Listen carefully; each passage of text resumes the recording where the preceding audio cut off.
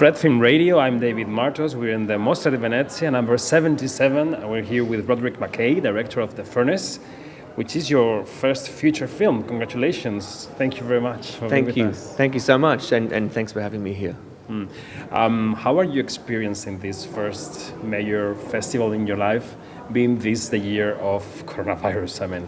Yeah, well, I've been to a few other festivals of a similar kind of tier to Venice, but not with a film in official selection and not during the year of COVID. So we're all finding our feet a little bit, but I think overwhelmingly we just feel very privileged to be here when there's so few film festivals taking place this year that we did manage to get our film selected for Venice. So tremendous amount of pride. Mm-hmm. The Furnace is selected by Oris Dondi section, and you tell the story of people from India, for example, from Afghanistan, who were taken to Australia 120 years ago.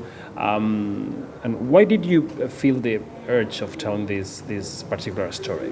Well, Australia is a relatively young country, and it's built on migration. And so I think stories like this that look back into the past and willingly explore Australia's history, warts and all, gives us a stronger sort of foundation of who we are as a people. That we are not just one people, we are a multitude of different people. Mm. And so to stumble upon the history of the Cameliers, who were Sikh, Muslim and Hindu men from, as you say, India, Afghanistan, Persia, and that they played such an important role in the formation of Australia, to have not known of this before, to have not been taught it in high school or university, struck me as very strange and something that needed to be corrected. And it's also inherently cinematic subject matter with these kinds of characters in the desert during a gold rush. So it was a pretty easy choice to pursue the story. Yeah, directing a first feature film is a huge challenge itself.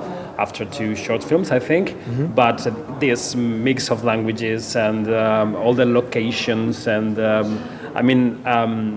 what would you say the challenges were for you? What was the most difficult aspect of filming this story? Well, I think the thing that I felt the most pressure on was as a white guy, a blue-eyed, blonde-haired white guy telling a story with all of these different diverse peoples.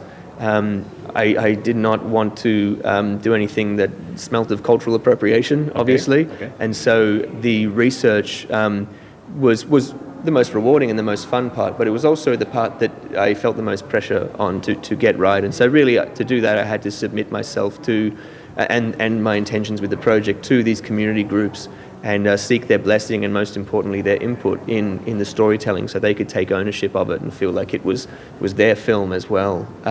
So the film took 6 years to make, to get off the ground, and so a lot of that process was spent in consultation with these community groups and making some really wonderful friendships with our cultural consultants on the project.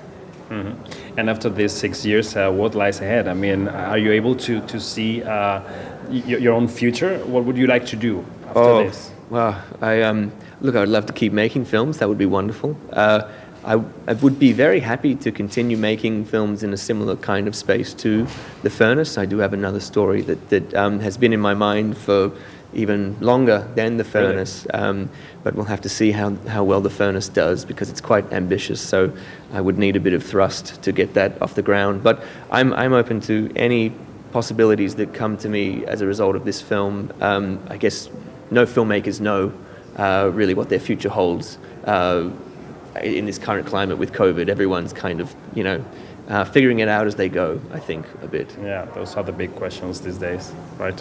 Yeah. So, Roderick MacKay, thank you very much for being with us today. It's been a pleasure. Director of The Furnace, thank you. Thank you so much for having me. It's been a real pleasure. Yeah, thank you. It's been an interview from the Mostra di Venezia. I'm David Martos, and this is Fred, the Festival Insider.